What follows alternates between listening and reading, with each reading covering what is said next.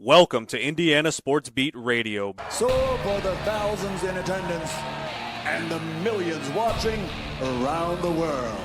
It's time! Three on the way. Oh! It went in! It went in! And Indiana wins the ball game! Know your role and shut your mouth, you jabroni! Float game for the win! Taylor's gone. Goodbye. Touchdown, Indy. Woo! IU. America. They got a football team now. It's pretty simple. I win. Google me. You know that I'm the cream of the crop. Now, here's Jim Coyle. Hello, Hoosier fans. Welcome into another edition of Indiana Sports Beat Radio. Glad to have you along. Glad to be with you, no matter where or how you're listening. Man, what a weekend, huh? Hope you enjoyed that. Hope you enjoyed the Hoosiers win over Oregon. Destruction again. At the Peach Bowl, the Indiana Hoosiers are now 15-0 and heading to the national championship game in Miami Gardens against the Miami Hurricanes. And they're a 7.5-point favorite over a team in their home stadium. Get out of town with that, baby. Wow. Welcome into another edition of Indiana Sports Beat Radio. Glad to have you today. Another great show coming. The Fish will join us in the next segment, not too long away. Rakestraw will jump on today as well as Dustin Dopirak. Plenty to talk about, but mostly, how about that destruction of Oregon in the Peach Bowl? Indiana, very opportunistic, they lead the nation in turnover margin for a reason. First play of the game. I mean, it was nuts. Everybody's juiced and jacked. And what did I tell you before the game? I told you this was going to be probably a 90-10 Indiana crowd. I was telling everybody that. And then I sent out a tweet. I was wrong. It wasn't 90. It was 95% Indiana. If it weren't for the cheerleaders and the band, I'm guessing Oregon may have had a couple of thousand out of the entire thing. I sent pictures out. I had one picture that was a panoramic kind of a deal and videos. But there was just one. I told you, remember the picture when Indiana played at Eugene and you had that little patch of green or red up there? That's what it was for Oregon. And it was loud, people. It was crazy. And congratulations to the Hoosier faithful for showing out. It makes a difference. I promise you. It's tough. It's tough on a football team when you can't hear. And they couldn't hear. It was fun. Fred, enjoying the tailgate videos that I did. You know what?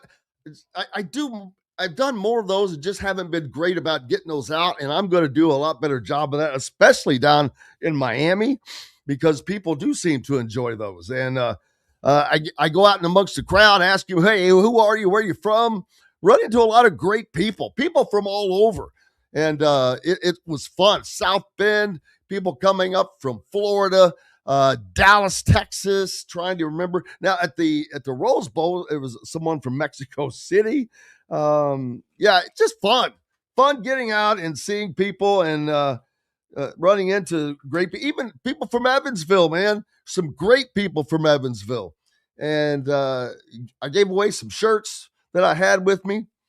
No, Cuban did not loan me $1 million. I wished he would have. I didn't ask him that. But I did find out that our daughters are both going to work at the same place. So that's kind of cool. How about that?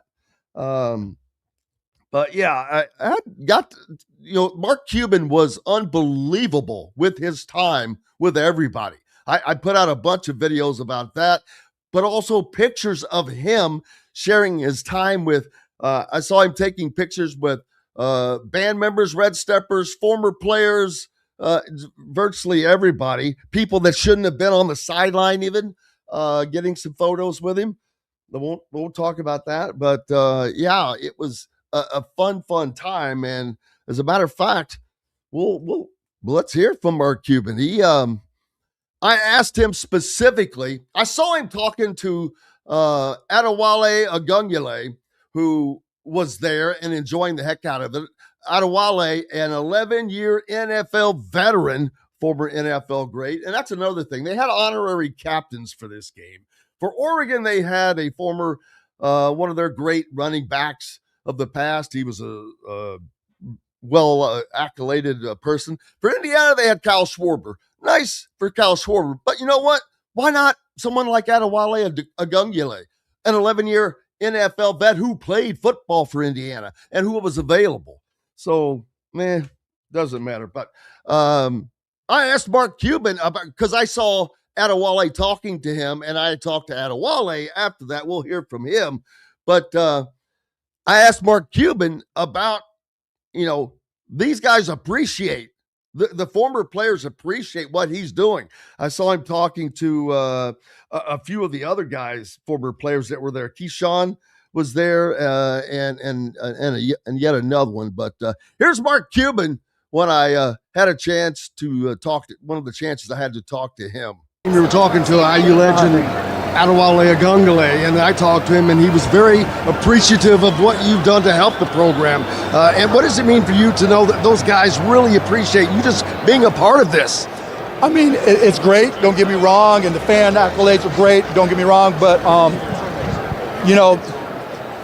it just when you're around greatness and you have a chance to participate with an organization that's special, it's just fun to be part of. I mean, I don't care. Interviews, no interviews, whatever. Just watching it, and when it's a team I grew up with, basically, from the time I was 18 years old, to be part of this, wow. Just wow. And, I'm glad people appreciate it, but what it gives me is far more than anything I could give to IU. No one would know who the hell I am if it weren't for Indiana University. Everything I've accomplished started at IU. And so anything I can do to give back, I'm going to do to give back.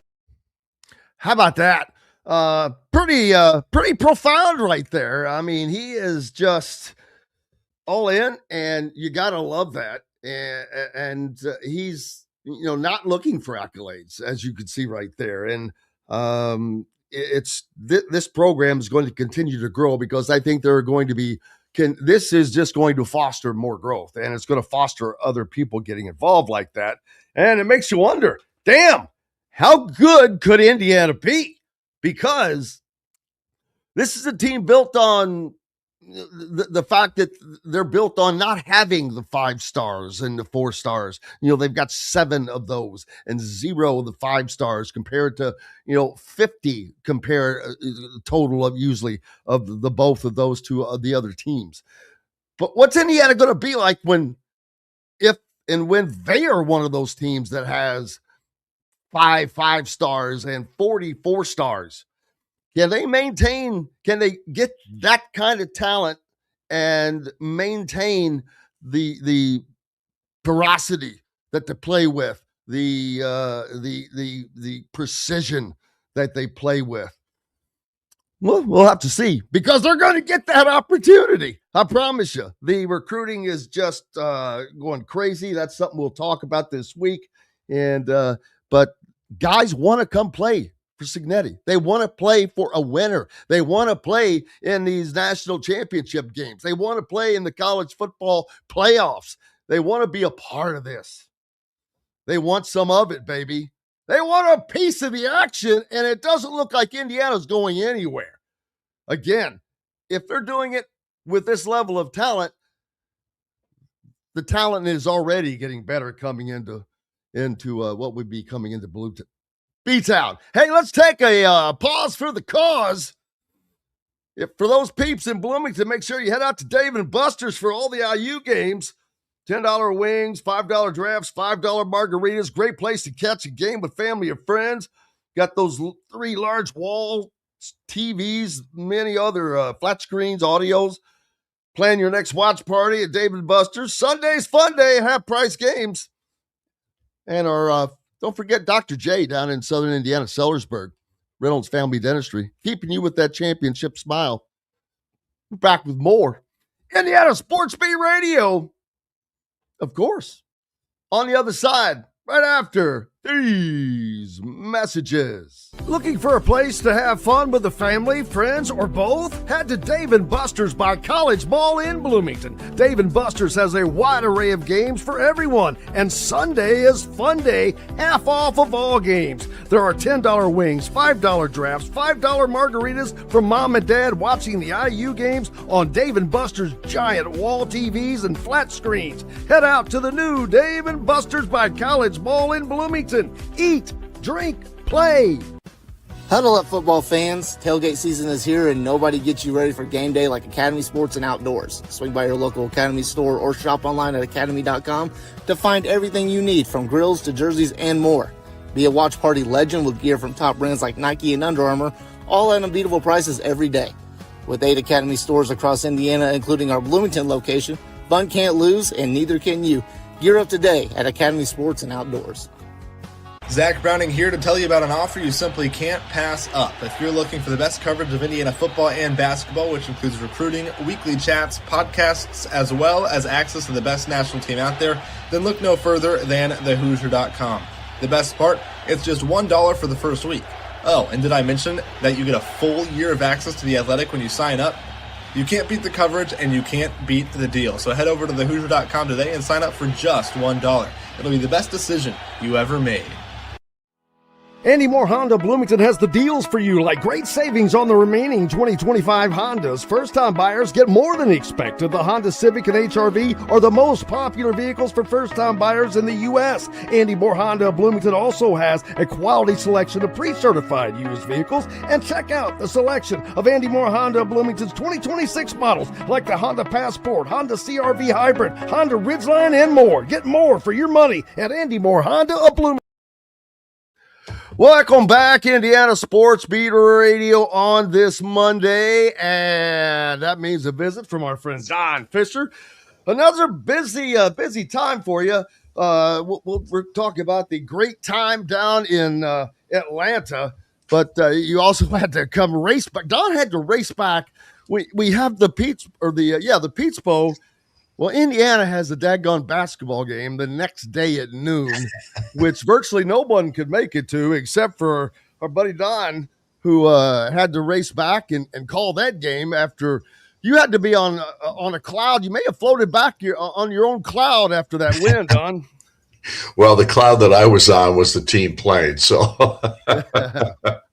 and that was part of it.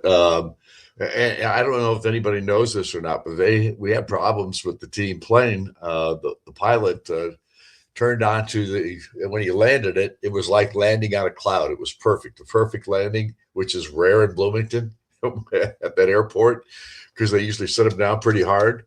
And probably a short runway. Yeah, well, it wasn't the runway's fault. The runway was plenty long enough. But the pilot had apparently never done or flown into Bloomington before. Oh. And we landed at 3:15, and he apparently turned either too short or too quickly or something when he was turning the plane toward the terminal, and we got into the grass and couldn't move, literally.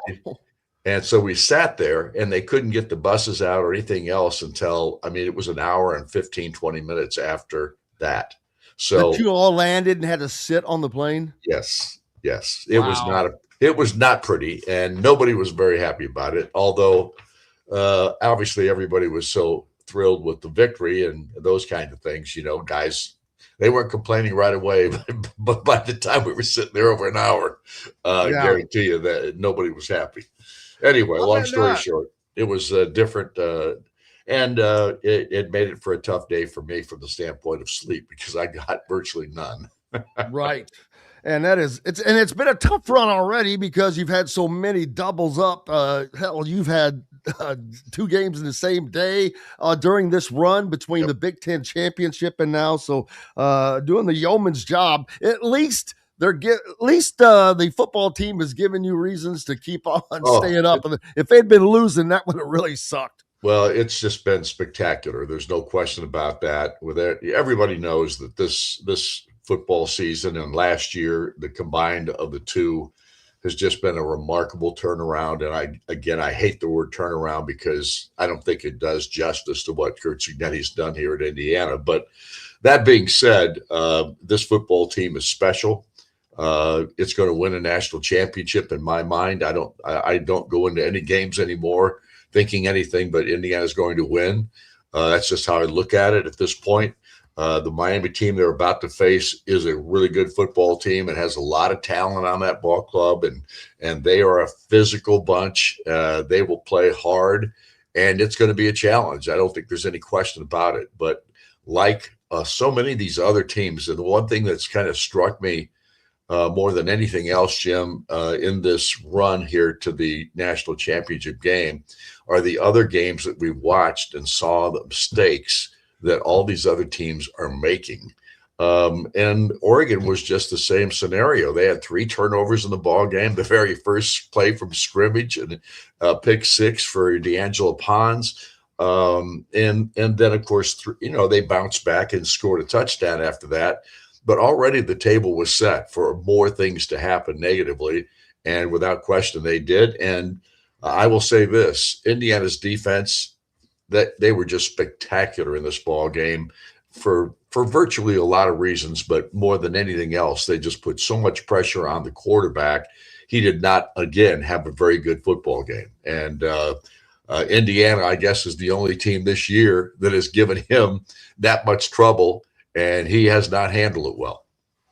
No, and they did a spectacular job, and that was one of the areas that we had questions of because the last time they were there, they had Stephen Daly, and they didn't this time. But, hey, it doesn't matter whether it was Dominique Ratcliffe or Mario Landino or whoever. Daniel Ndukwe, coming up with fumbles, just causing havoc. Right. Like you said, just giving Dante Moore hell and just frustrating the heck out of him and keeping him on the run. Brian Haynes again just does a spectacular job. But this was such an opportunistic team, but that tone was set by D'Angelo Pons when he picks that first play off. I talked to one of the guys that handles media for a lot of events there in other places. He says, I've never heard that place louder than that on that first play. And you wouldn't expect it any otherwise, Don. 95% Indiana fans in that thing. And it was like they almost blew the roof off. Well, it was spectacular. I mean, well, the whole weekend, when you think about all the fans that came to Atlanta to see this ball club, the same in Pasadena, it was almost identical. Probably there were a few more fans out there for the Rose Bowl game from the opposition side, but this Indiana fan base is just enamored with this football team. And I know that they're going to try and make the same scenario happen down in Miami, but that's going to be a much tougher challenge because obviously it's the home of the Miami Hurricanes. So it'll be a tough challenge, but I guarantee you, I think it'll be a 50-50 at the worst for Indiana fans. I agree too, because Indiana fans and I have lauded them. They have done an unbelievable job of getting their hands on tickets at the Rose Bowl, 80% at least. Atlanta, 95%. I knew Atlanta, they were in trouble. I was like, oh, this is going to be bad for people. It's a driver. So, and Oregon is so far away. And like you said, I agree with you. They'll get their hands on at least 50% of those tickets. Yeah. And it's in Indiana fans, they're hungry, just like this team is hungry. And the great thing, you mentioned no mistakes. They're continuing to play mistake-free football, Right. and that is amazing for the time they had off. They're the only team to win as a bye team, but they are still playing machine-like, Yep. and that is just amazing. And they're doing it with guys that that shouldn't be winning a national championship. That's what I love, Don.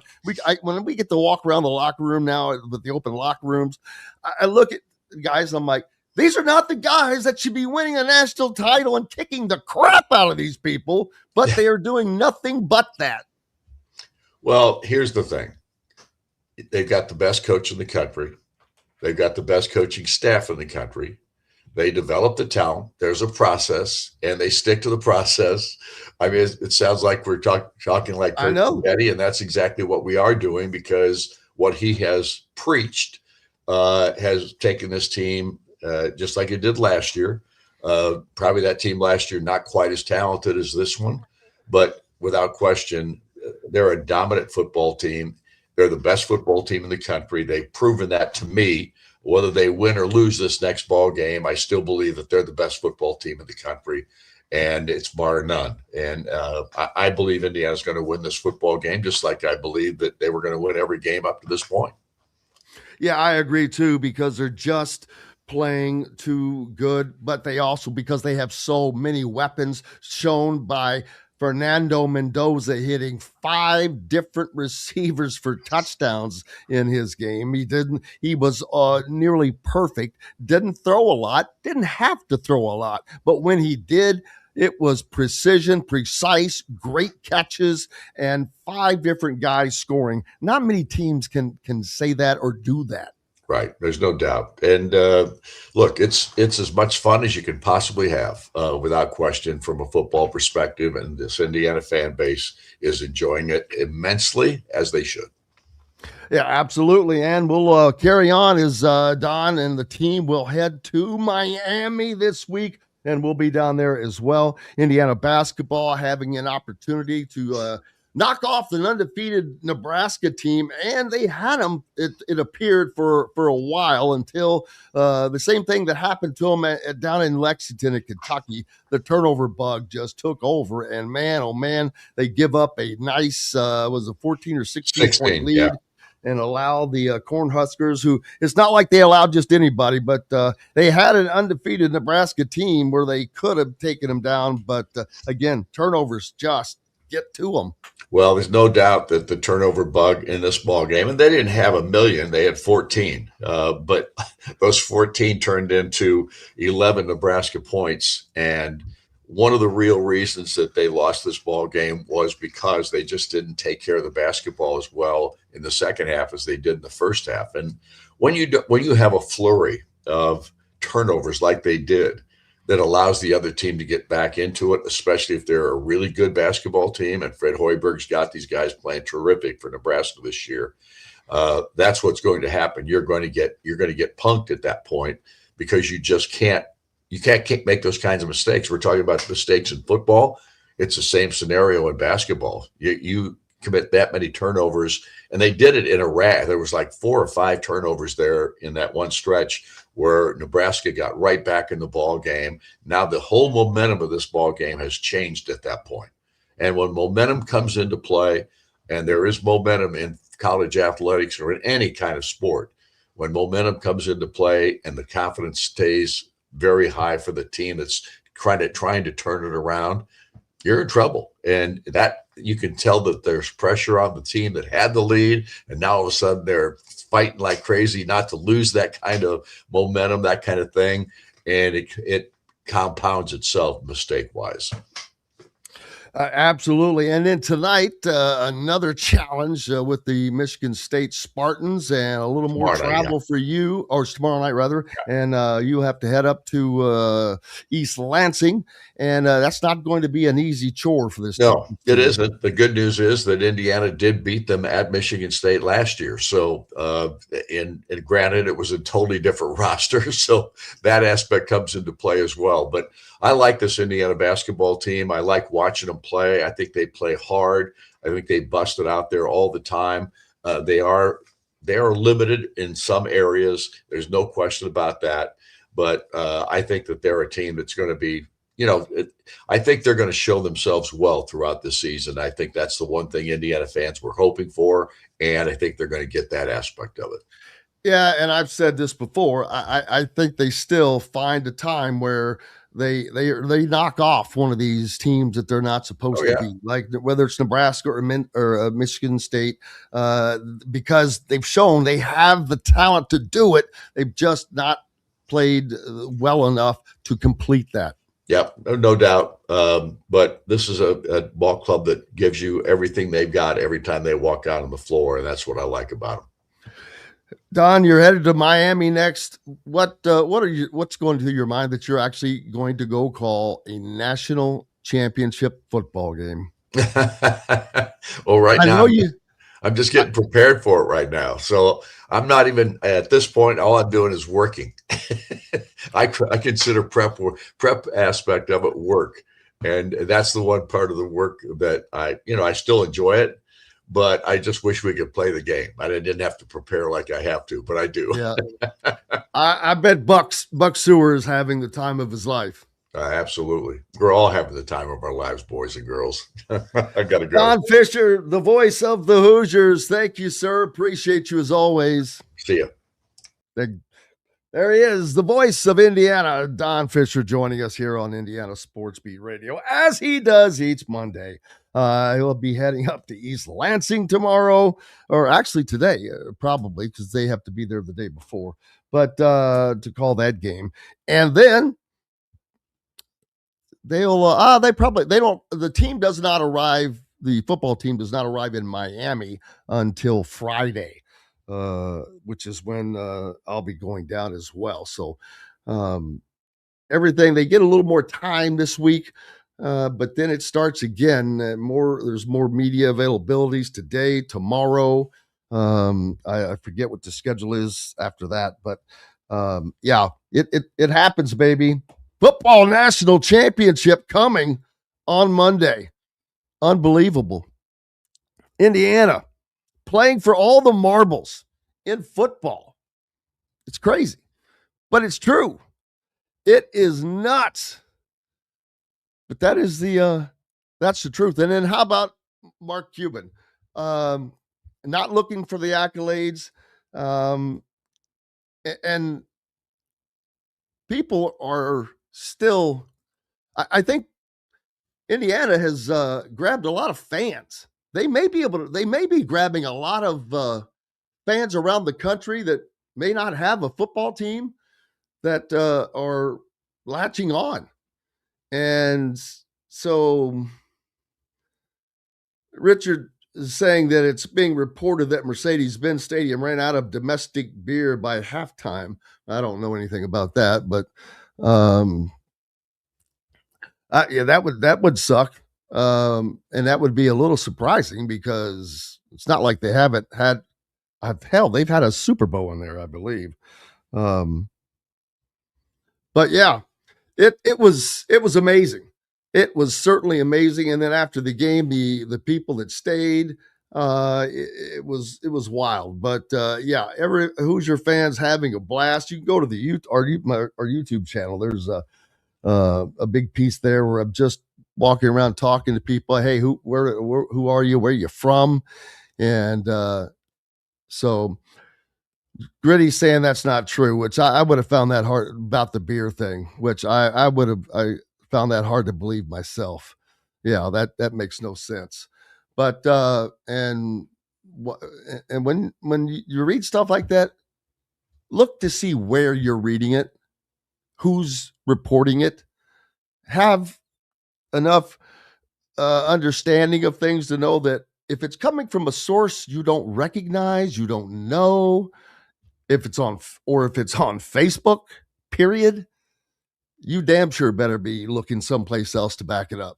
Go to Twitter, go to a legit news source for anything, people. Don't read crap don't read stuff on Facebook, first of all. If it's on Facebook, odds are it's not true. It doesn't mean it's always not true, but odds are it's not. Have you seen all the crap? There's so much stuff on there that's just generated that's fake. But there was plenty of beer drank, plenty of fun had down in the ATL as Indiana fans took that city over for a few days. And it was amazing to see and good for Hoosier fans. Absolutely. Lots more coming up here on Indiana Sports Beat Radio. Glad to have you along. And we're back with it right after these messages. The ISC Sports Network is your home for sports content across the Hoosier State. Find us live on TV and streaming or archived on our website and our app. The ISC is your one-stop shop for the content you want to see, including high school sports, college sports, and other great events throughout the year. Subscribe to our streaming service and get access to it all. ISC. Local lives here. Looking for a place to have fun with the family, friends, or both? Head to Dave & Buster's by College Mall in Bloomington. Dave & Buster's has a wide array of games for everyone, and Sunday is fun day, half off of all games. There are $10 wings, $5 drafts, $5 margaritas for mom and dad watching the IU games on Dave & Buster's giant wall TVs and flat screens. Head out to the new Dave & Buster's by College Mall in Bloomington. Eat, drink, play. If you're looking for a new home in the Indianapolis area, you need Cheryl Sizemore from Brick and Ivy Realty. Cheryl Sizemore has over 2 decades of experience, and that could be the difference in getting the home you want in today's tough housing market. Reach out to Cheryl at CherylSizemore@gmail.com or 317-701-0838. That's 317-701-0838. Let Cheryl Sizemore sell or find your Andy Moore Honda Bloomington has the deals for you, like great savings on the remaining 2025 Hondas. First-time buyers get more than expected. The Honda Civic and HR-V are the most popular vehicles for first-time buyers in the U.S. Andy Moore Honda Bloomington also has a quality selection of pre-certified used vehicles. And check out the selection of Andy Moore Honda Bloomington's 2026 models, like the Honda Passport, Honda CR-V Hybrid, Honda Ridgeline, and more. Get more for your money at Andy. Welcome back, Indiana Sports Beat Radio on this Monday. Monday after Indiana secures its spot in the college football playoff national championship against the Miami Hurricanes down in Miami at Miami Gardens. That happens a week from today. Man, oh man. Yes, it's real. And Indiana continues. I don't know whether to say to shock the football world at this point. How much can you continue to shock people when you're doing the same thing you've done? You destroyed Oregon. You destroyed Alabama. You beat Ohio State.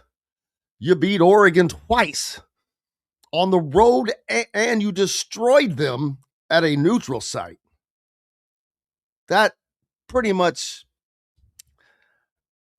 puts to bed. I guess I kind of was thinking Oregon might be the second best team in the Big Ten, and that's not true. It looks like you still have to go with Ohio State as being second, and just the amazement that I'm sitting here talking about the fact that it's Oregon's third or Ohio State second. Indiana's still a clear number one. A clear number one. It's crazy. Greg Rakestraw from the ISC Sports Network, as you heard on the commercial break there with us, stays busy with a multitude of things.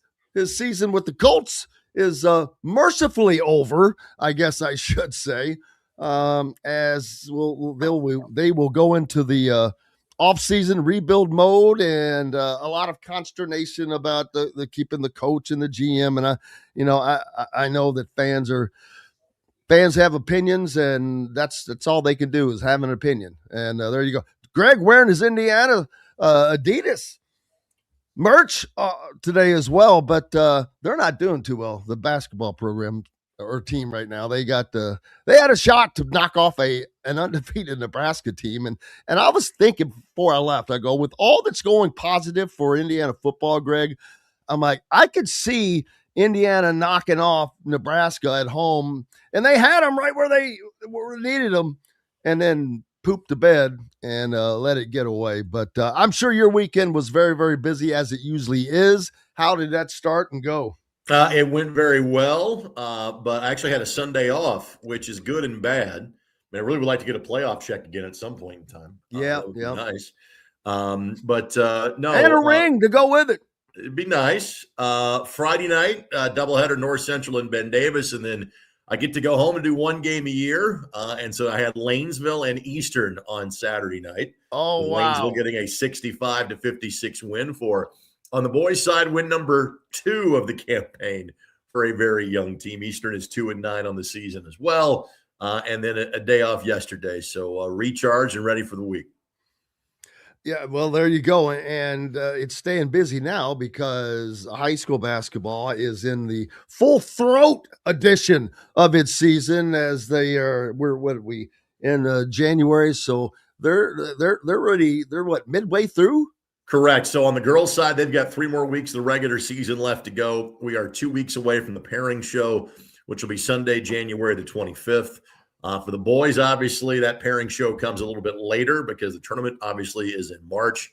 But like, for example, in ISC, we've got one of the best games in the state coming up on Friday night. Carmel and Plainfield square off. So a pair of top 10 teams will see each other at Carmel on Friday night. Folks can watch that on MyIndy TV 23 in Indianapolis and stream free at iscsportsnetwork.com. It is also Marion County Tournament Week, which likely would see Ben Davis, LN, Pike, and then there's kind of an open quarter of the bracket from their team, a non-MIC team, to make it. But the Marion County Tournament's in its second century. It has been for a few years.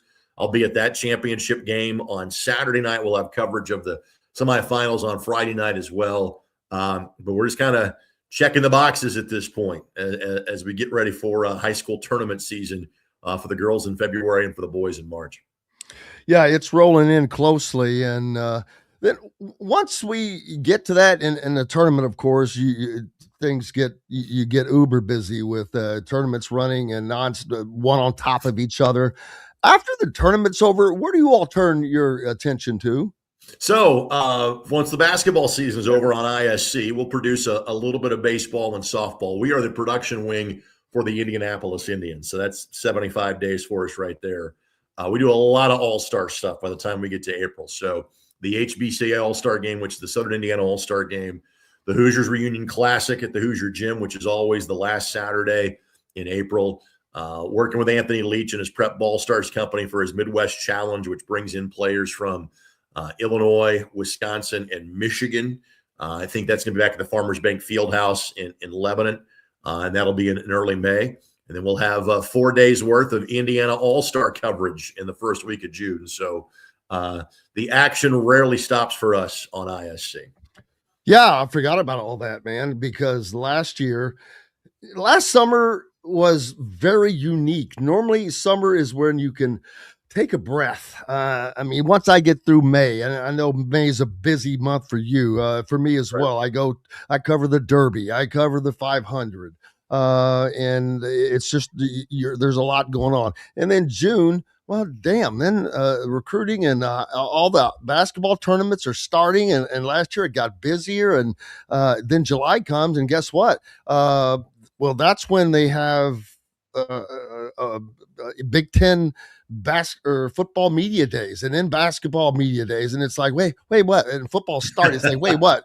Whole time it was last year. It didn't stop, which I'm not complaining because I'm not digging ditches. Love what I do, but boy, it didn't slow down last year. And now with the way Indiana football's going, I'm like, I don't think it's gonna slow down again. So here is the difference that will be 2026 versus 2025. The city and the state were very much engaged with the Indiana Pacers.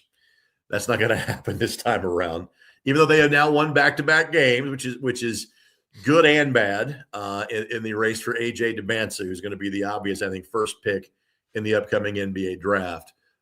Pacers aren't going to be a playoff team. Just how good a chances will they have? They're going to be in the draft lottery, and I think this is a good accomplishment. the Pacers have never had the number one pick in the NBA draft. They have been in the NBA now for more than 50 years. They've had two on a couple of occasions. Wayman Tisdale and Rick Smits immediately come to mind. But they have rarely been in the lottery over the last 30 to 35 years, and they have never had the number one pick. So that's going to be different. Obviously, from a Colts standpoint, there is no number one draft pick because you traded away for Sauce Gardner. And so that's why I think there is going to be so much coverage coming from Indianapolis of the NFL Draft Combine at the end of February, early March, because there will be so many Indiana Hoosier players that will be taking place in it. And I frankly think, I would hope that Friday night ended any debate as to whom the number one player that was going to be taken.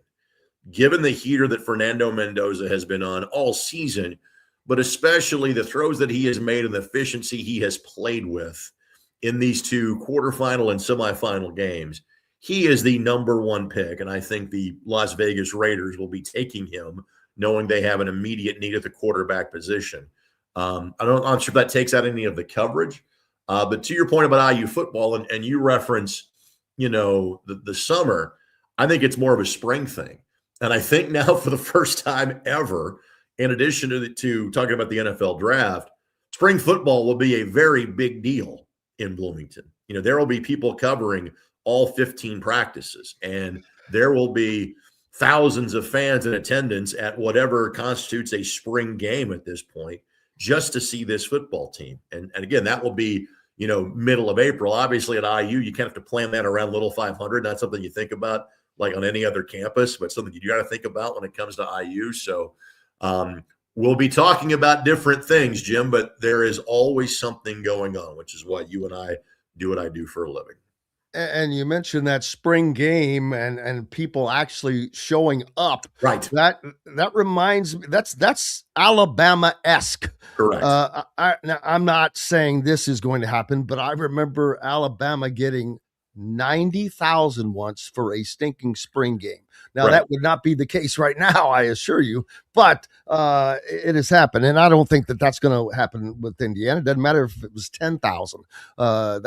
If you come out to a spring game, you're showing some dedication and some great interest because you're not going to see a lot, but you're just going to see the team.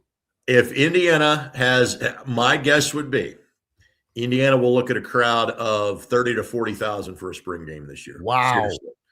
People will have that level of care because after Monday night, it'll be your next chance to kind of see the team in action. And because we're going to talk so much more about IU football in the offseason, again, I would think that place is going to be a lot closer to full than it ever has been. It may look like what an old crowd used to look like for a football game, not what it's going to look like now or going forward. But that would be the turnout I would expect for the IU spring game in April. And that in and of itself is an amazing thing. I mean, we can talk about amazing. The fact that we're doing what we are, what we're talking about, what happened down in Atlanta, Greg, it was amazing. I predicted it was going to be 90%, and I tweeted out, I was wrong. It was 90. It was 95%. and if it weren't for the band and their cheerleaders, there would have been little to no. If the Peach Bowl helped them out, the Peach Bowl workers, their shirts were green, and that was not on purpose. But I went up to one. I go, I'm sure Oregon appreciates you guys because you're all helping, giving them a little something out there. But it was amazing. Mark Cuban was there and was extraordinarily free with his time. Was gracious. I saw some of the former football players talking to him, one of which was Adewale Agunyele, an 11-year veteran in the NFL. And they were all appreciative of his support of IU football. But this fan turnout, hey, man, if you build it, they will come, right? And Cignetti has built it. Well, I will say this, and this is not to diminish in any way, shape, or form, crowd enthusiasm, et cetera. There were, Indiana fans are turning out in droves because they can't believe this is happening. And there's the FOMO, there's the fear of missing out. They also had a couple of factors in their favor in terms of setting up such a large disparity of crowd in the previous two games. Frankly, I think they will be more Indiana fans than Miami fans in the national championship game a week from now, even though you are playing in Miami's home stadium, I think there'll be more Indiana people there. However, this will be the closest to neutral just because there were some mitigating factors the first two games. First of all, Indiana fans knew from December the 7th on, you were playing in the Rose Bowl. Alabama fans knew that as of December the 20th. We as Indiana fans have heard about stories of the 67 Rose Bowl team or dreamed about going to a Rose Bowl. Alabama fans, it's Sugar Bowl, national championship, etc. So again, factors in favor of having the Rose Bowl be 80-20 or whatever it was. Secondarily, then when you get to the Peach Bowl, there is the obvious proximity advantage Indiana has in that game. And the fact that everybody and little brother in our state, you go for a vacation, oftentimes you were going south. Oftentimes you were going through Atlanta on your way to Florida. And so frankly, it was like, well, we drive that all the time, not a big deal. And anybody that didn't go to the Rose Bowl says, all right, fine, I'm going to the Peach Bowl so I can now be a part of this. And so again, that's not to diminish anybody's enthusiasm or the remarkable accomplishment that has been that basically in Pasadena and Atlanta, Indiana has played 2 home games. They didn't get a home game not being in the round of 16 or round of 12. They got 2 home games in the quarterfinals and semifinals. This, again, will be much more of a neutral site, but I still, my guess would be, Jim, Indiana fans would outnumber Miami fans like 60-40 in their own backyard. That's what I think will happen on Monday. I am dead in 100% agreement with you that right down to that number. I think that as well. And someone had told me, I forget who it was when I was down in Atlanta, that Miami doesn't have a ton of fans like they used to. But I'm like, man, when you're playing in the Natty in your hometown, you get bandwagon people plus people that live in Miami that probably just bought tickets when they had the opportunity. But Indiana will fans will do what they do, and I think you're right on the you hit the nail on the head there. And again, every alumni base has alums in Florida. Everybody has retirees in Florida. And the one piece of advice I would tell folks, fly into Fort Lauderdale because it's actually closer to the stadium. Because where the Dolphins and now the Hurricanes play is much further north than flying into Miami. So if you can, having covered Super Bowls involving the Colts, fly into Fort Lauderdale. It will be, I'm not sure if it's any cheaper. I'm not sure anything's cheap right now, but at least be a little closer to the stadium for you. And I am, and you're correct, but actually I'm not staying close to the stinking stadium and was told, or the official, hotels or wherever they are. Right. Because they'll shuttle you back and forth. Correct. Yeah. And I don't know that the stadium is actually in a great part of town. I don't know that, but you're exactly right. I am flying into Fort Lauderdale. So, because it is closer to the stadium and help, maybe stay in Fort Lauderdale. I mean, you're fine. Or Hollywood. I forget which side of Fort Lauderdale Hollywood's on, but either way, it'll be a hell of a time. And it's a lot better than being in Indiana in January. Although I don't think it's going to be that bad here. I got to tell you, Jim, I'm looking forward to actually, and I had this luxury on New Year's Day. I did not on Friday night, and we talked about this, how games were being moved last week. Ooh. I think about 20 or 25% of the Friday night games got moved to other dates. Like, for example, I think Bloomington South and Bloomington North are playing tonight. They were supposed to play Friday night. Obviously, of all places, you're not playing that game on Friday night up at IU in Oregon. The games that I had stayed, North Central and Ben Davis. So the very laptop at which I'm speaking to you through was off to my left with ESPN.com as I was calling the North Central Ben Davis game. I don't think I reacted on the air and called like the wrong play. Like I didn't say that Ben Davis scored a 48-yard touchdown in a basketball game. I think I avoided that. But I am looking forward to on Monday night just sitting on my couch and watching this and getting to experience this as a fan. It's part of what I enjoyed about the Pacers run, frankly, because they're not necessarily on my beat, kind of like the Indiana Hoosiers. You get to be more of a fan and enjoy it. And so I'm sure there'll be a beverage or two and a fine meal involved, but I'm looking forward to taking about 5 steps from where I'm sitting to you right now and watching next week's national championship game. And there will be no lines for your restroom. I'm not going to get charged $3,500 for my ticket. My mortgage is beer somewhere will that be a is gonna lot still cheaper. got my prime ticket for the game, so. The beers will be so much less expensive Very and much so, readily yeah. available, and much more Yeah. readily available. If there's a line at the bathroom, we got to call a plumber. Something has gone significantly wrong. Oh, well, what's up? What is up next for you work-wise besides getting to enjoy this? So I tell people my schedule tapers in January and February, that it's busy, not crazy. So I've got Indiana State, Illinois State on ESPN Plus on Wednesday night. I've got IU Indy and Robert Morris on ESPN Plus on Thursday night. I've got the girls wrestling state finals, second year for those under the banner of the IHSAA. That's the Corteva Coliseum on Friday night. IU Indy again Saturday afternoon, in the Marion County Championship game on Saturday night. So 5 events in 4 days, but I get to kind of ease into my week. And given the schedule I keep, I'm very much looking forward to that, Jim. I'm sure. And then you will get to sit back and enjoy Indiana in the Correct. national championship game. But just to hear that, it's Right. crazy for me to say. It's got to be crazy to hear. But they're not just going to this, Greg, with like, man, we sure hope that they can have a chance. They're going in there as 7.5 point favorites in Miami against Miami after throttling Alabama from the SEC, throttling Oregon again for a second time. And this is just crazy.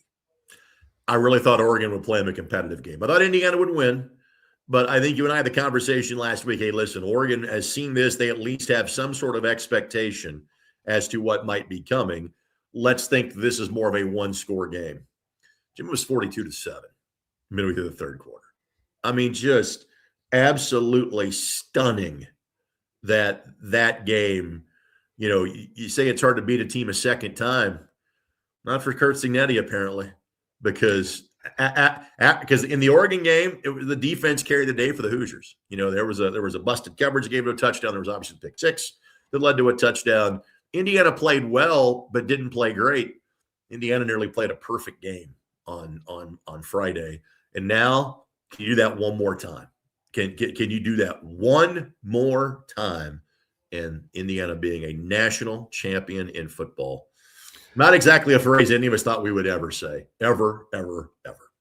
No, without question. And the thing I've had asked to me, I've been a guest on several radio shows leading up to this, and people have asked, what do Hoosier fans, would they care more about, a football national championship or a basketball national championship?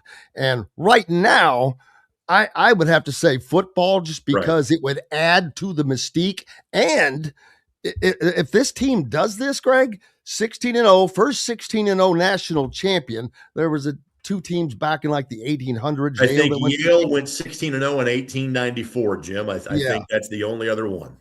I'm sure they didn't have quite this schedule, but no. The computers were not, didn't think their schedule was as strong as the Hoosiers this year. No, sir.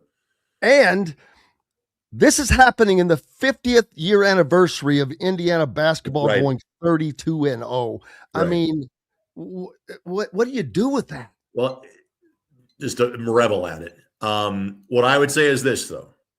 I think the basketball program is forever changed because of what the football team is doing. And simply put, now I think Indiana fans can look around and see and recognize, hey, football success is different. Football success, I hate to say it, trumps basketball success. Right now it does.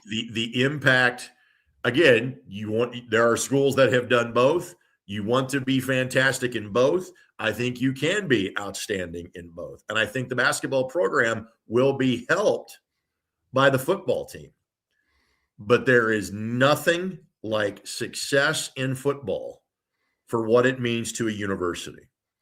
The admissions are going up. We'll see if enrollment goes up. Donations have gone up. This is the gamble that you would take to invest in football at this macro of a level. And man, has it hit for Scott Dolson, for Pam Whitten, and for everybody involved in Bloomington. And they're loving it. Greg Rakestraw from the ISC Sports Network. Make sure you're tuning in to all the great coverage and following Greg. Appreciate you, my friend. See you next week. Absolutely. More coming up here on Indiana Sports Beat Radio. Jim Coyle. I'm back with more right after these messages. The ISC Sports Network is your home for sports content across the Hoosier State. Find us live on TV and streaming or archived on our website and our app. The ISC is your one-stop shop for the content you want to see, including high school sports, college sports, and other great events throughout the year. Subscribe to our streaming service and get access to it all. ISC, local lives here. Looking for a place to have fun with the family, friends, or both? Head to Dave & Buster's by College Mall in Bloomington. Dave & Buster's has a wide array of games for everyone, and Sunday is Fun Day, half off of all games. There are $10 wings, $5 drafts, $5 margaritas from mom and dad watching the IU games on Dave & Buster's giant wall TVs and flat screens. Head out to the new Dave & Buster's by College Mall in Bloomington. Eat, drink, play.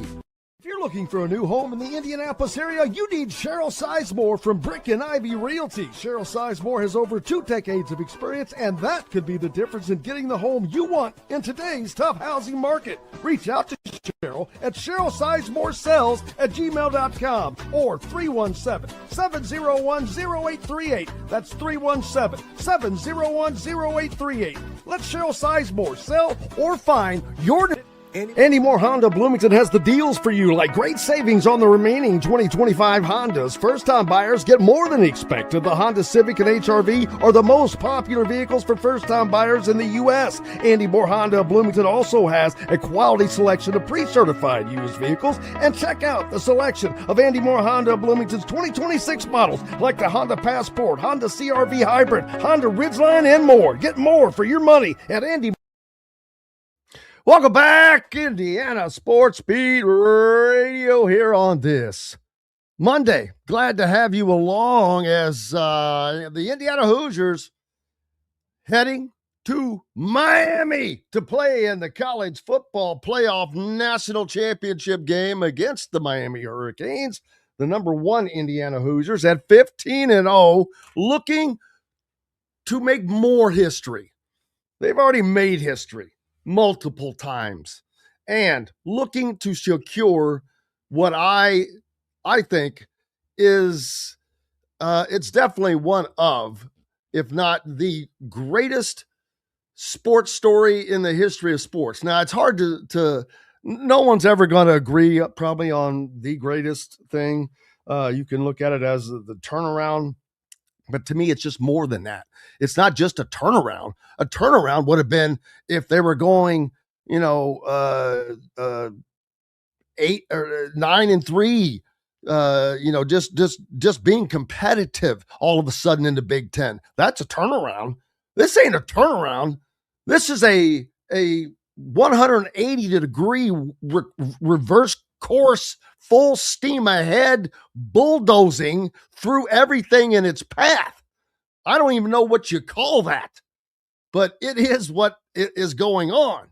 Indiana turned around and just bullied everybody, bulldozing through the last 2 seasons. Did you know this? Curt Cignetti has set another record as the most wins by a Big Ten coach in his first 2 years.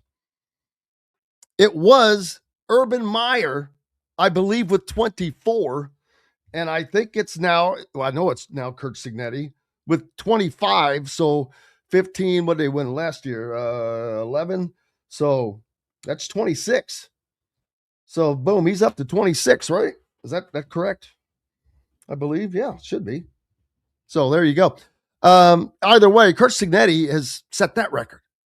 Most wins by a Big Ten coach in their first 2 seasons, beating out Urban Meyer. Yes, Indiana is the new superpower, and Curt Cignetti is the conductor of that superpower. Wow, it's nuts, but fun. And speaking of which, got to talk to some of the players afterwards. What are the heroes? Let's hear from D'Angelo Pons, who set the tone the first play, actually, I'm going to try to pull that up first. The first play to hear what it, I don't know if you guys will be able to hear what it sounded like, but I talked to somebody, I think I mentioned this already, that on that play, it was the loudest that anyone had ever, that it had been in that stadium.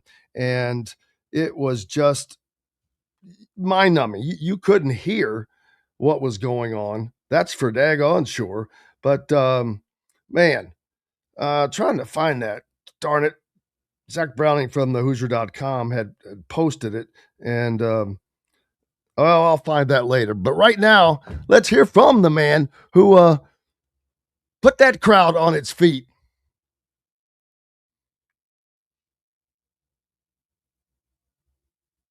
Well, it's not playing for some reason. I'm not sure. There we go. Still not playing. That's odd. So hopefully we'll get that to play in a minute. But I also spoke with, well, let me try it on this side, see if this one works. That's moments you dream of, a big game like this, just to be in the end zone and everybody cheering your name. It's just moments I dream of, and it definitely was a blackout moment for me. You have hardware right there in your hands. Well, I mean, what does this emotion feel like for you right now? I mean, it feels great. Another surreal moment. Couldn't ask for any more. MVP of the Rose Bowl as well. And just blessed, honestly, to go back-to-back MVP. I don't know if anybody ever done it, but I'm just blessed. This group calls themselves the Misfits. What is it that makes this group of misfits so special? I wouldn't call ourselves the Misfits.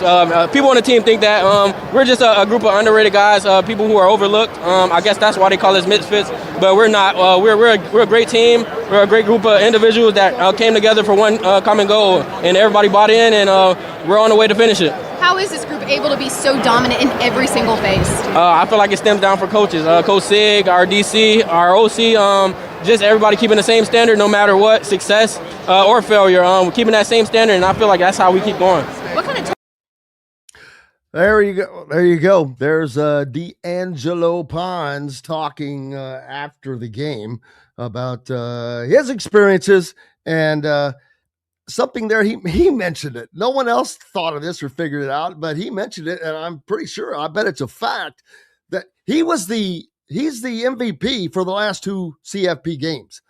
I don't know, we'll have to go back and research, but has anybody gotten the MVP in back-to-back CFP games before? Now, these aren't bowl games, so that's something that doesn't the first game wasn't a bowl game. The second game, that's not true. I'm getting ahead of myself. I'm thinking last year. The Rose Bowl and the Peach Bowl. First guy ever to be back-to-back MVPs in bowl games. Pretty sure of that. First of all, that hasn't been around for a long time, so that makes it even more of a fact. But just that's something that's going to be hard to eclipse by anybody in the future. So we'll see.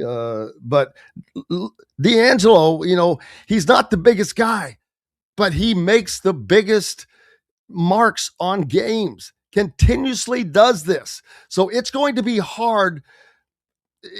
When he gets to the combine, it's going to be tough for him, because that's where they usually knock on every different little thing that you need to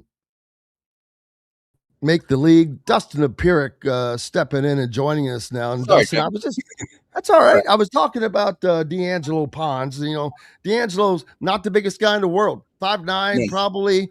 But yet he continues to make the biggest plays in the biggest games. And and I know when he goes to the combine, this as well as anybody, boy, oh boy, they're going to knock him for this and knock him for that. And there aren't a lot of DBs in the league probably that are 5'9", but because you've got so many of these 6'4", 6'5" receivers, but he goes up against these guys time and time again. Can he do it at the next level? I don't doubt his athletic ability to do it. But they're going to challenge him in every way. But you know what? It seems like the more you challenge him, the more he steps up. Yeah, I mean, there are, we've seen this for years. And like undersized guys do make it. I mean, you will get hit. You will go in a later round than you think. But that doesn't mean you don't have a chance. You know what I mean? I mean, a lot of guys find a way to just stick, and because they do what they're supposed to do, because they play hard, because they play the game the right way. They play fast, they play physical. You are capable of turning a third or fourth or fifth round pick into a multi-year NFL career. Or an unrestricted free agent that those guys sign as unrestricted free agents. And I think we'll see a lot of Indiana players, both that are drafted, and then a lot they're going to be picked up that way because there are so many of these guys, because we talk about they don't have 5 stars. They only have 7 4-stars. So they don't have the prototypical talent that you would see at the combine, but they're able to do what they're supposed to do. Yeah, I mean, just be good at football. I mean, like that's the thing. Is some of these guys, I mean, that's why they are where they are. That's why this team is what it is these guys are good at football. It's you look at like height matters and length matters and all those things matter as far as people when they're looking to draft, especially when it goes high, because you got to nail that. I mean, like if you're talking about a first round pick, if you're talking about a second, third round pick, you can't miss on those, and you can't take flyers on those, because it's just, when you're building a team, you can't be like put a lot of investment into guys that don't have the prototype stuff. But when you get into later rounds and stuff like that, you can take a chance, you can take a flyer, you bring a guy into camp and give him a crack at it. And, when you do that, a lot of those guys just end up making it and sticking, and some end up starters, and you never know. And so guys like Pons have a chance, you've seen guys like that for years. I mean, I remember like Tyler Medakevich in, I covered him in Pittsburgh. I mean, I think he had a phenomenal career at Temple, but he was a guy that was small. He ended up at Temple in the first place, and that's why he was like 5'10", 5'11", linebacker. But just did the right thing all the time, and has stuck for a long time as a guy who was a really good special teamer, second string middle linebacker, that kind of thing. You get a crack at it, and there's practice squads for a reason. There's 65 guys that end up on the roster, and guys move around, guys get hurt, you get a chance, and you never know when you're going to get an opportunity and when you're going to have to, you're going to get a chance to turn something into something. So I think, Pons strikes me as a guy that's going to be an NFL player, just because I think he's just too good at the game to not be. Well, and making plays like he did at the Peach Bowl, first play of the game, that's instinct. That's just a great player. That sells in the NFL. Sure. Pick six will sell in the NFL all day long. Yeah. And it's his, he makes up for his size by his innate, it seems like his instincts, he is like Velcro, man. Mm-hmm. He's right there. So the pass better be way above him to even get to it. But even if it does, he's there on his defender. So, but that's the case for all of this Indiana team, man. They haven't made mistakes.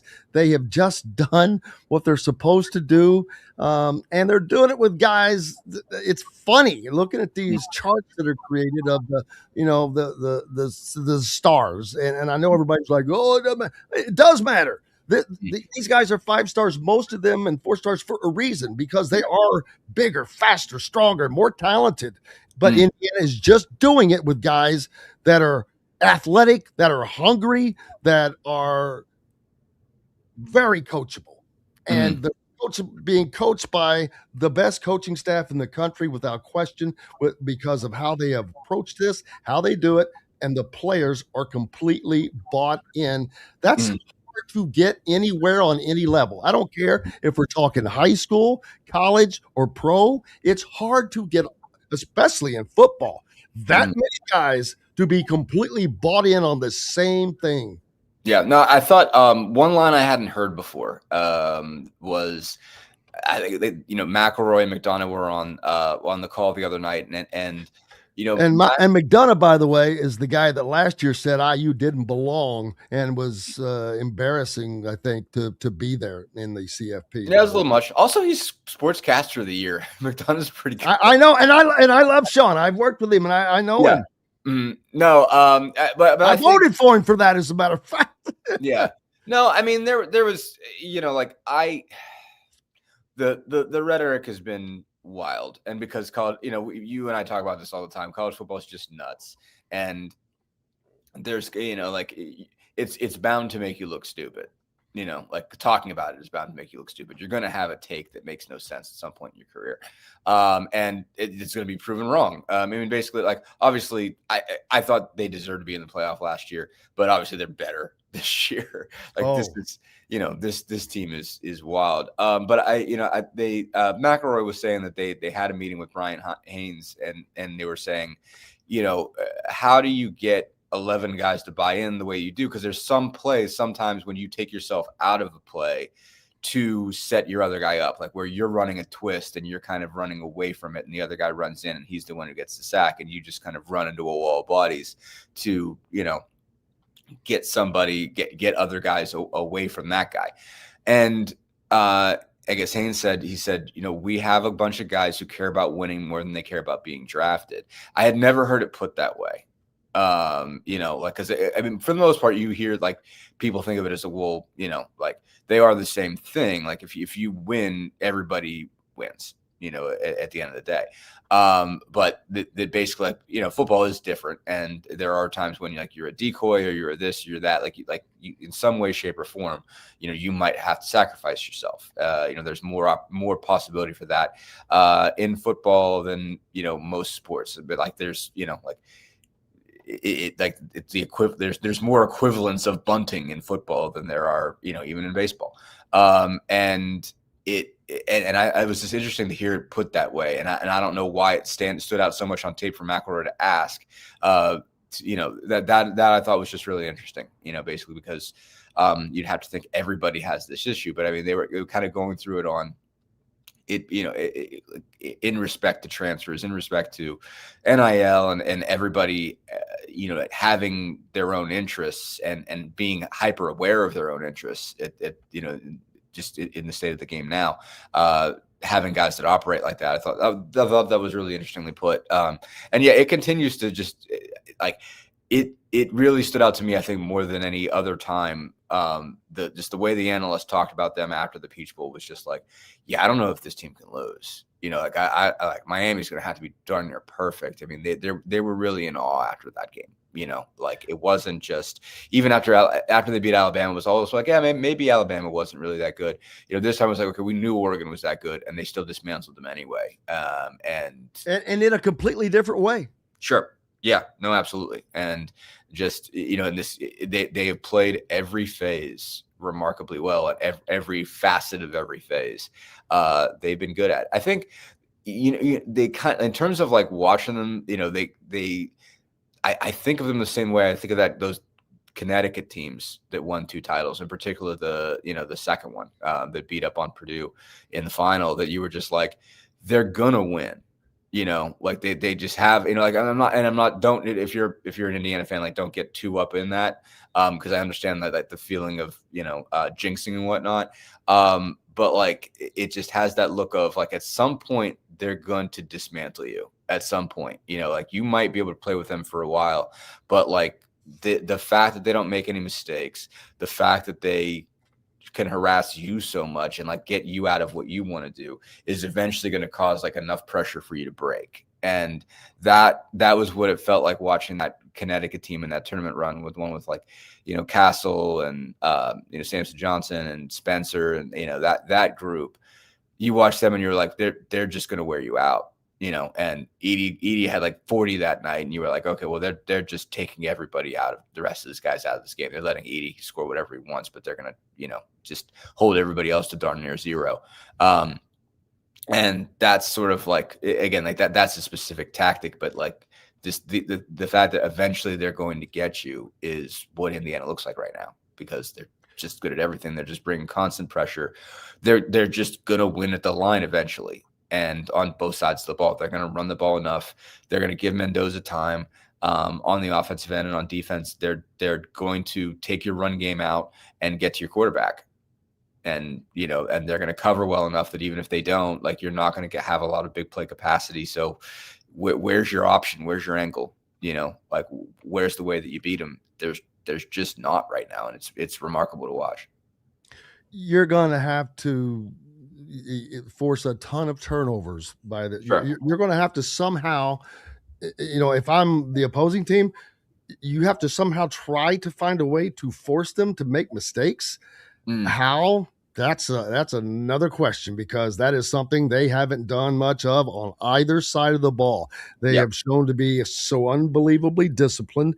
The offensive line, the one thing about that 24-day layoff, boy, you want to talk about getting healthy, and this offensive line needed that. Yeah. And man, they're playing lights out. The one thing about this game that kind of, and I heard a lot of other people talking about it, I was like, why the hell is Mendoza still in the game? And why is he running up the middle, torquing and twisting his body in there? I'm like, what are you doing, dude? Stay out of that crap. Guy, Signetti was just trying to just crush people, it is 0-0 in his mind. I'm telling you, it's nuts. Yeah, no, it is. It continues to be hilarious every time you watch the post-game interview in Signetti and Mendoza, and you're just always like, how are these two people friends? What do they talk about? They're the striking opposite humans ever. Signetti is like, I'm gonna go have a beer, and Mendoza's like, all glory to God. It's just so just. You're well, the great thing, and the funny thing is their personalities are so large. Even Fernando he's not boastful for anything, but it doesn't matter because of his communication expertness.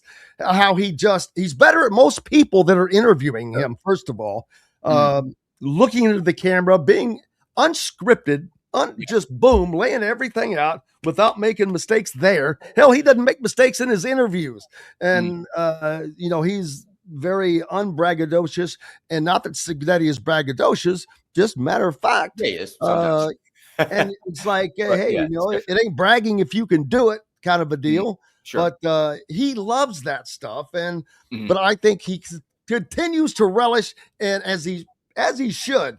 He's doing what nobody could do, what he was told couldn't be done at the place it couldn't be done. Sure. And not only is he doing it, he's doing it in a fashion that could never be imagined. Yeah, no, I mean, I say this, I mean, there's definitely a big part of why it could not be imagined is he figured out the new code and broke it right out of the gate. There's not an analog to this because he is using tools that didn't previously exist. But he's just using them well. You could say this guy never did this. Bear Bryant never did this. Joe Paterno never did this. Bobby Bowden never did this. You go through a whole list of all the great college football. Well, he just beat Urban Meyer's record for wins in first two seasons as a Big Ten head coach. Yeah. And it's just, it's wild, but it's you didn't have this opportunity. He was uniquely positioned, but he maxed it. So it's so you don't want to, and I don't say that to take it away from it, but it's just you can't compute it on another scale because it doesn't look like nobody else had this opportunity. I mean, I covered Kevin Wilson when he got the job. If Kevin Wilson could have brought 10, 15 guys from some school, from any school, he'd had a different career, and I don't think he'd have done this, but when you have to, roster building used to be different. There just were not the tools were not there to do this. It was not possible. And now it is, but it's just, and he was in the right place, coming from the right place, but he's wired the right way. And it does, his ability to see talent in people that other people don't see is pretty remarkable. And his attention to detail and desire just to kick the crap out of you and be relentless and not be satisfied with anything is pretty remarkable. And he's created this thing. And he's just, again, he like you said, he's created a team that, again, you can't force them into mistakes. And, yeah, it's remarkable stuff. He has the right to be this, he has the right to operate the way he's operating, period. Yes, he does. He's a smooth operator. Hey, I think I missed a break, so let me get that in. Yes, Dustin Dopirak from the Indy Star with me right now. We're back with more. right after these messages. Looking for a place to have fun with the family, friends, or both? Head to Dave & Buster's by College Mall in Bloomington. Dave & Buster's has a wide array of games for everyone, and Sunday is fun day, half off of all games. There are $10 wings, $5 drafts, $5 margaritas for mom and dad watching the IU games on Dave & Buster's giant wall TVs and flat screens. Head out to the new Dave & Buster's by College Mall in Bloomington. Eat, drink, play. Huddle up, football fans. Tailgate season is here, and nobody gets you ready for game day like Academy Sports and Outdoors. Swing by your local Academy store or shop online at academy.com to find everything you need, from grills to jerseys and more. Be a watch party legend with gear from top brands like Nike and Under Armour, all at unbeatable prices every day. With 8 Academy stores across Indiana, including our Bloomington location, fun can't lose, and neither can you. Gear up today at Academy Sports and Outdoors. Zach Browning here to tell you about an offer you simply can't pass up. If you're looking for the best coverage of Indiana football and basketball, which includes recruiting, weekly chats, podcasts, as well as access to the best national team out there, then look no further than thehoosier.com. The best part, it's just $1 for the first week. Oh, and did I mention that you get a full year of access to The Athletic when you sign up? You can't beat the coverage, and you can't beat the deal. So head over to thehoosier.com today and sign up for just $1. It'll be the best decision you ever made. Andy Moore Honda Bloomington has the deals for you, like great savings on the remaining 2025 Hondas. First-time buyers get more than expected. The Honda Civic and HR-V are the most popular vehicles for first-time buyers in the U.S. Andy Moore Honda Bloomington also has a quality selection of pre-certified used vehicles. And check out the selection of Andy Moore Honda Bloomington's 2026 models, like the Honda Passport, Honda CR-V Hybrid, Honda Ridgeline, and more. Get more for your money at Andy Moore Honda of Bloomington. Back with Indiana Sports Beat Radio. Jim Coyle with you. As always, appreciate you being with us on this Monday. Dustin Dopirak from the Indy Star as well. Make sure you're giving him a follow. Keep me up with all his coverage. He normally is on the Pacers beat. Obviously, not a lot to talk about there. The Pacers struggling through. They won a couple games, hey. Hey, they did, and it's good for them. I'm just saying, the fact that I say this every time, they give their effort, man. It's not like they're not trying, but when last year they had the injury bug, but of course Tyrese Halliburton is the big loss there, and that they're playing without the entire season. But at the end of the day, is this going to actually help this team next year be better for two reasons? Number one, guys that don't get to do as much with Tyrese in the game are getting a lot more reps per se, and you're going to have a higher draft pick. Yeah, some of it. I mean, there is the question of, all right, well, how is this going to shake out in terms of who makes an impact? Who's going to be a rotation guy versus who isn't? You know, who's making the most of her opportunities, but also I guess there's also the weeded out perspective of, okay, some guys have got chances and being like, all right, you're not being as effective, and that means might be time to go in a different direction. I mean, so, you know, and I don't know where that stands yet. I mean, Jarris Walker had a really good game the other night. Was plus 31. I think he had 13 points, 9 rebounds, 4 assists, 4 steals. And he's struggled at times. I mean, he's a guy that was, the 8th pick, and, but came into a team that was heading towards being a playoff team and didn't get the kind of shots that you usually get as a top 10 pick as a rookie. Was a little bit more part of the rotation last year, but has been a part of the rotation this year. And you've seen him be, really up and down. And it's a question of, okay, well, is he using these reps to become a part of the core, guys that are going to stick around and be rotation players going forward, or is he playing himself into being a trade chip? And, it could go either way. Ben Mathurin is another one where, you've seen 4 years of him being pretty productive, but there is a question of fit as far as he's just more of an isolation player, and, is better when he gets some time to just set up against a defender and, attack and everything like that. But he's less good at the kind of the pace and space game as a wing that the Pacers like to play. So, there's big picture questions. There's other guys who have just got an opportunity. I mean, like, they've run through how many guys on 10-day contracts, and some of them might either stick or be somebody they look to going forward. Micah Potter's done a really nice job. Hold on a second. I better shut this phone off. That's all right. Popular. Yeah. That's a popular song right now. So But yeah, no, I'm trying to think what else on that regard. Yeah, no. Some guys are doing more with opportunities. Some guys are not, and so we'll see how that shakes out long term. I mean, Nemhard's probably being asked to do too much. Being like the full-time point guard and asked to take up a huge defensive assignment every night. He had a great night the other night with 29 points and 9 assists. Had some other games where he's seen sort of worn out by all of it. Seen good. Good stretches of Johnny Furphy's been in the starting lineup lately. I mean, I think he's playing himself into a scenario where he's going to stick as more of a rotation guy just because I think Rick loves how hard he plays. I mean, he's, I think, earning himself a spot in the same way that Ben Shepherd did as a guy that's just going to run hard, play fast, play physical. And so, he loves those guys. So, yeah. No, I think there's going to be some positives, and I think they are going to get a high draft pick. We obviously are starting to. I went down and watched Cameron Boozer in Louisville the other night, and we're starting to I'm starting to try to look and get a sense of who are they going to focus on, who fits for them. Boozer's an interesting character because I don't know that he necessarily fits, but he's a really good player, man. I mean, he was fun to watch. It just the way he can control a basketball game. I think DeBonsa or Peterson are more up their alley. Peterson, I watched him just one offensive play against whoever they played on Saturday, and he just ran around in circles until he got a clean three and he drilled it. And it was just so fast, basically like exactly what the Pacers are looking for in a wing next to Halliburton, of a guy that doesn't need the ball very much, but moves without it very, very well and can just confidently grab the ball, turn, shoot, and knock it down.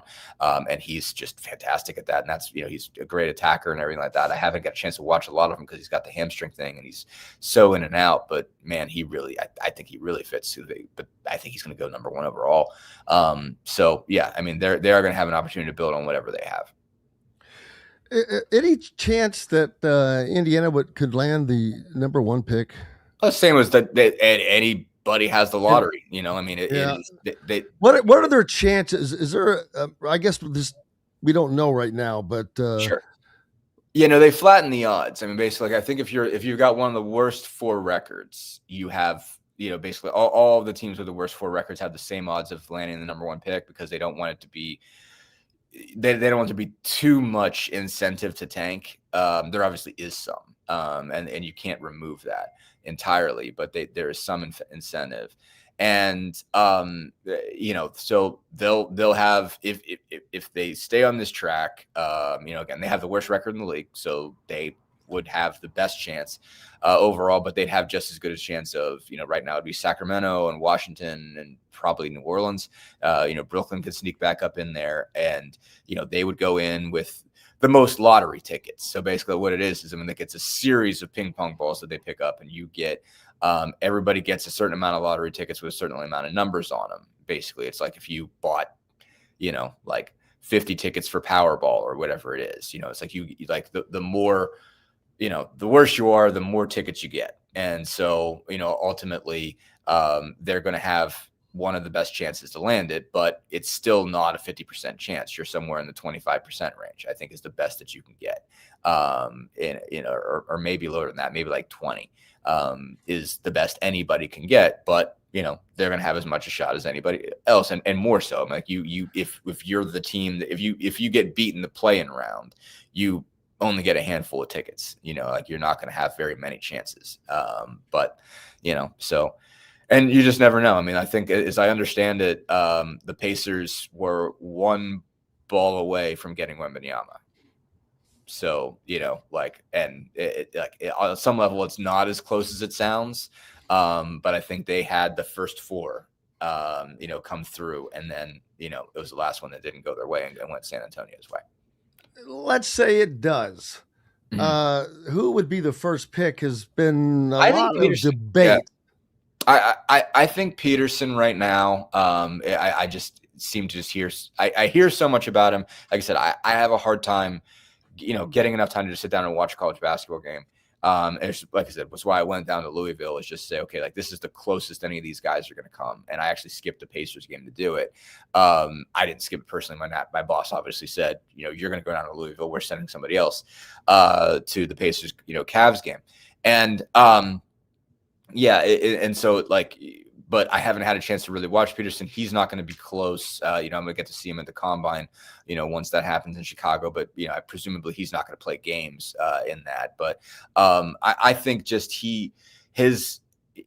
like how smooth his game is. I mean, just like he just really fits, I think, a two guard in the modern game so well, because like he can pace in space, he can play fast, but he can also break you down off the bounce. I mean, like he just seems to operate so quickly, and just it has such a refined, very professional looking game as a two guard. And so I think it's either him or DeBonsa. I think Boozer will be third.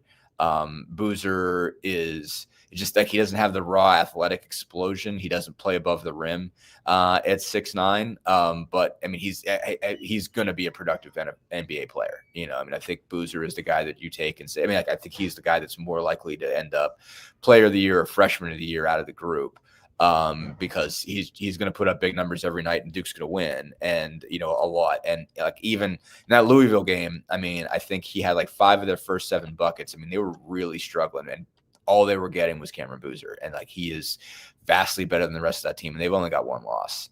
So like he's going to be super productive. He's averaging like 23.5 points and 9.5 rebounds a game, and like 3-something assists. Like he just, fantastic passer for a big guy, shoots it really well for a big guy. Like he's going to be really good, but I think the athletic explosion will probably hold him back a little. And for the Pacers purposes, I think he projects as a 4 at the next level.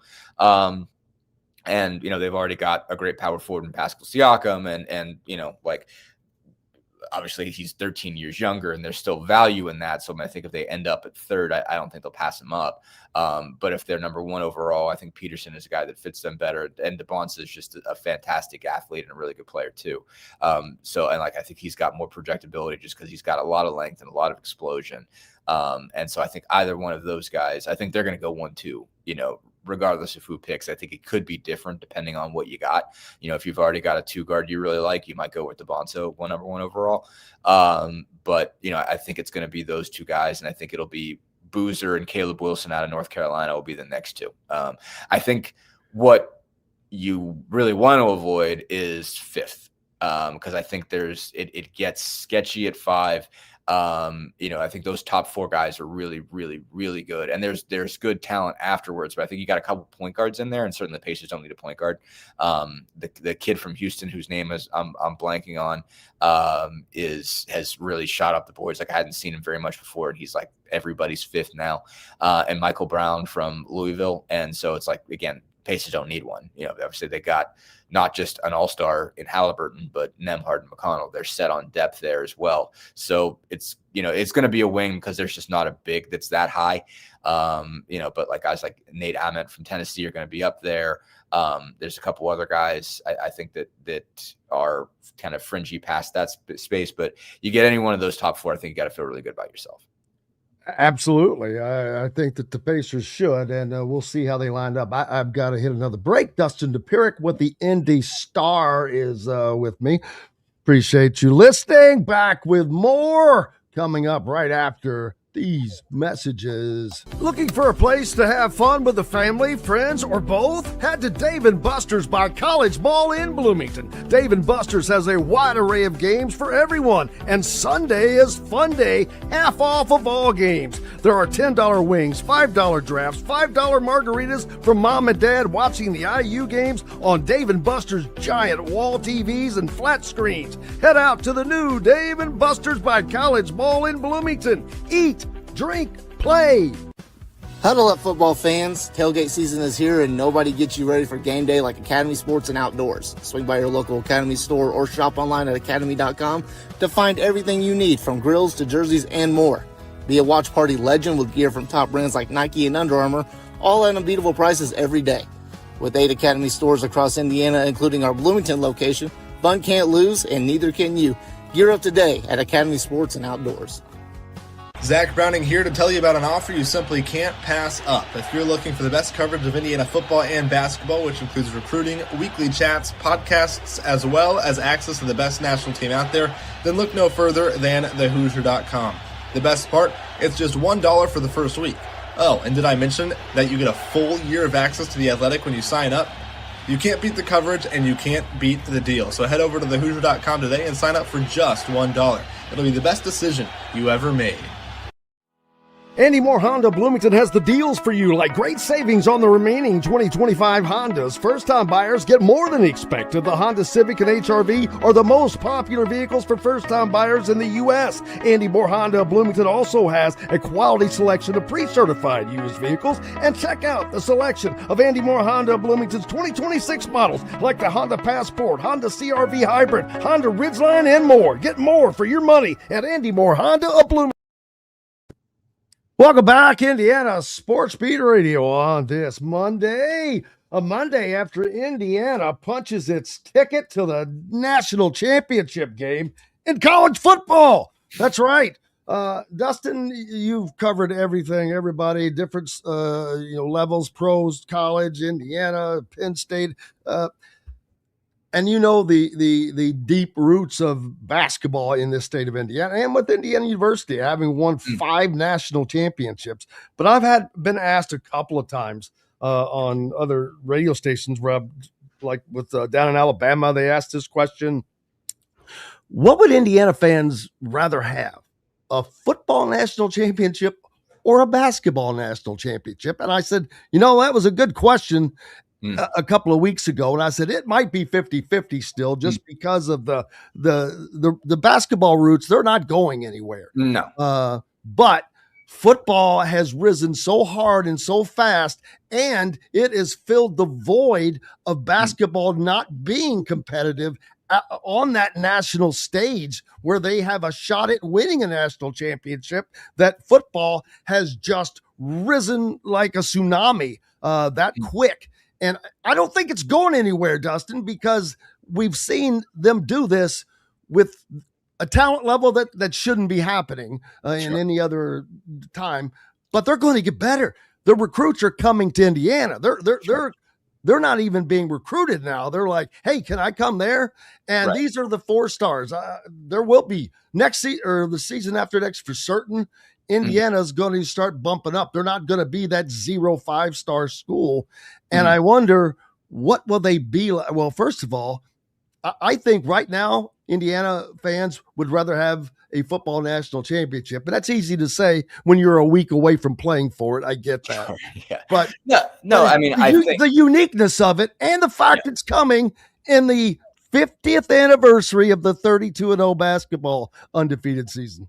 Yeah, no, I think, like anybody would, a football versus a basketball championship. It's like, okay, well, like what, I mean, nobody is ever going to push aside one of those and say, well, I'd rather have this, I mean, like basically no matter what program you are, those are obviously the 2 sports that grab the most attention. So like, does Indiana lose its basketball roots because it wins a football national championship? No, it's like, okay, well, it's not like when Florida won a football title or a basketball title, they were like, well, are they a basketball school now? Or are they a football school? Like, what doesn't really matter?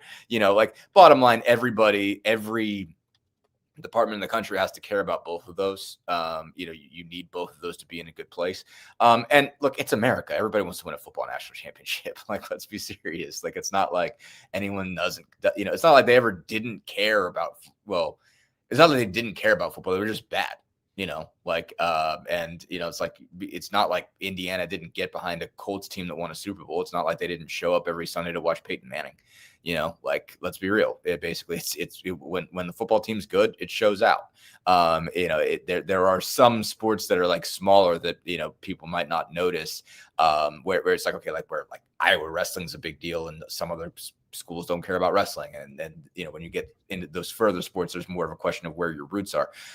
It's America. They care about football. Of course they do.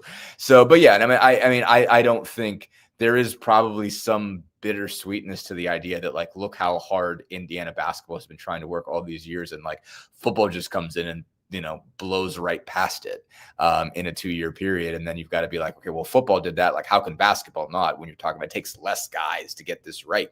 There's fewer moving parts. It shouldn't have taken this long for Indiana basketball to get back. But, if you win the football title, you don't really care. You're not really thinking about that at this point. But it does, I think, also provide some positive cover for Darian DeVries. I think they're doing good. I think they're heading in a good direction. But, nobody's diving in and picking apart everything right and wrong about that team in the same way and getting the same level of frustrated because football's on such a joyride. It adds, it gives them, I think, a nice little launching pad to be able to figure out how to play and win. And, nobody's losing their minds. They had a bad loss second half the other night against Nebraska, or the other day against Nebraska. I thought they played really well in that game until they didn't. The fan base is not up in arms about it because football won. So, it gives them a nice little grace period that I think is going to be really helpful for them in the long term. No doubt. And it's going to be fun to watch the NFL Combine in Indianapolis this year because there is going to be such an influx of in Indiana players. There's going to be a lot that get drafted. And I think there's going to be a lot that get signed as unrestricted free agents just because there are so many of those guys. I don't expect to buy. D'Angelo Pons is one of those guys. I'm not sure he gets drafted. He just might, though. But if not, I cannot imagine that he doesn't sign as an unrestricted free agent, a UFA. But there's no doubt Indiana is going to have a first round, probably number one pick. It's pretty much solidified at this point. Everybody, I don't want to say it, it's a fact, but it's pretty close to guaranteed that Fernando Mendoza will be the number one pick in the NFL draft, going to the Las Vegas Raiders, where he will be. It's going to be so weird. and I don't know how, Tom and under his mentor, his hero, Tom Brady. Yeah, Brady's not going to be his offensive coordinator. Brady's just going to. No, but he will. I guarantee you, they will work together because Tom Brady is taking a little bit more of an active role than people think, I believe. Yeah, which means he should probably lose the broadcasting job. Exactly. But bottom line, it's going to be so weird to see Mendoza in a Raiders uniform. It's going to be so weird to see him in Vegas. It just doesn't. It's he's entirely too pure. He's entirely too pure to go out there. And entirely the silver and black with all the fans and all this stuff, and then there are guys going to be, as giving the glory to God and thanking everybody and being so nice, and maybe he'll say, and you Raider fans, I love you, but maybe you be nice to people or something. It's just going to be hilarious. It's going to be strange. It's going to be very strange to see him bring his style of leadership over there. It's good. Yeah, Brian says a saint in Sin City. Yeah, it's going to be odd. It's going to be really weird. But he's earned it. Just every throw that there were some just true darts in the other game. And I think another guy that I think is, if I haven't looked at the draft boards enough to say, but I saw this somebody, a scout had this comment that Elijah Surratt's a pro. He's a long time. He's one of those guys that's going to be a 10-year guy in the league because combat catches really matter at that level. And I'll tell you who's going to be a pro and is not going this year is Charlie Becker. Yeah. That dude. Yeah, Becker and Surratt make, and Omar Cooper. Omar Cooper's tough. Omar Cooper's going to be a great slot guy, I think.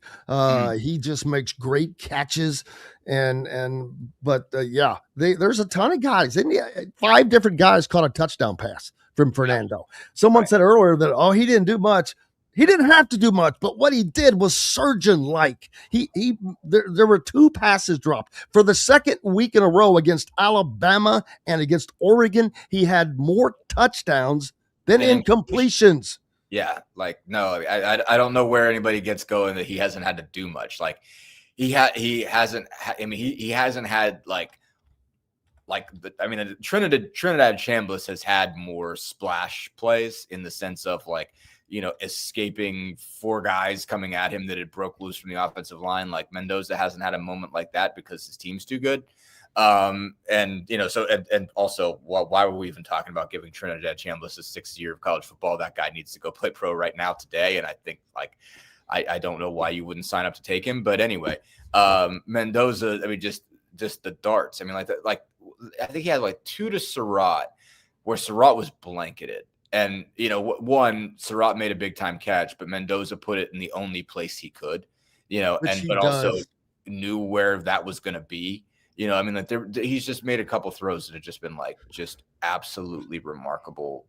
Only place you could put it is where he put it. I mean, the accuracy has just been, off the charts. And there have been a couple where it's okay, it was really good play design. You got an open receiver and you just did what you were supposed to do. But there's a couple throws in there. You're okay, that's a tight window, that. I mean, it wasn't, again, he hasn't had, the Chambliss thing where he is just being chased by 3 guys and throws a backhanded, shovel pass that ends up getting 6 yards where he was supposed to get tackled for a loss of 25. Mendoza doesn't have one of those plays because, Indiana's, front line hasn't gotten beat like that. But there's just been a couple absolute darts where you're okay, if you thought for a second that he's just the quarterback of the best team and that's why he is where he is. No, there's major league throws there that you put him wherever you put him. That's a big time moment. That's going to be good enough that even if you're not, because when you get drafted number 1 overall, you're playing for a bad team, and your job is to survive that, and that is the challenge, that you get all the money and you get all the praise and you get all the everything, and you go to a team that's not complete. Any quarterback that's gone 1-1 has not had a good first year or not had a fun first year because your team's not built around you yet. And, you're going to have to make something out of nothing. And, it's going to be a struggle, and it's going to take a couple of years before everybody realizes why you went number 1 overall, because you're going to need to get an offensive line and a running back and everything like that. So there's going to be tough times for him going forward, when he goes from playing for the best team in the country to the worst team in the NFL. But he has shown the tools that are going to work for that in the long run. No doubt. Appreciate you. What's up next for you, brother? They play tonight against Boston Celtics. So, and Jaylen Brown's your out. Cousin from Boston. You couldn't miss it this time. You let it wait too long the last time they played the Celtics. I know. You had to be all over it. No. So yeah, they got the Celtics tonight. They have Toronto on Wednesday. They're all running together, and they got a road trip next week. So gonna be following this as far as it goes. Dustin Dopirak, make sure you're giving him a follow from the Indy Star, Pacers beat writer, but sports reporter extraordinaire. And we love him and appreciate him. Thank you, sir. Tell Maxine we said hey. We will do. She's sleeping in today. Good for her. Good exactly. For her. She had a rough weekend. She got a lot done. So enjoy the rest of your day, brother. We'll do. Appreciate you. Dustin Dopirak from the Indy Star joining us as he does each Monday. We're back tomorrow to do it again. Mike DeCourcy will be with us, and we'll hear from Adewale Agungbale, an 11-year NFL veteran, former IU great. He's in the IU Hall of Fame, and lots more as we've got media availabilities coming up today with Coach Cignetti. We'll hear from him and more players as well as Adewale, and more from Mark Cuban as well, as it was just a spectacular day. Go out and have yourselves a great one. I'm Jim Coyle. Until tomorrow, I will see you on the radio. Thanks for listening to Indiana Sports Beat Radio. Be sure to subscribe to our YouTube page for more clips and team coverage of Indiana basketball, football, and more. You can also find full episodes and tons of other content on thehoosier.com. We'll see you next time for another edition of Indiana Sports Beat Radio.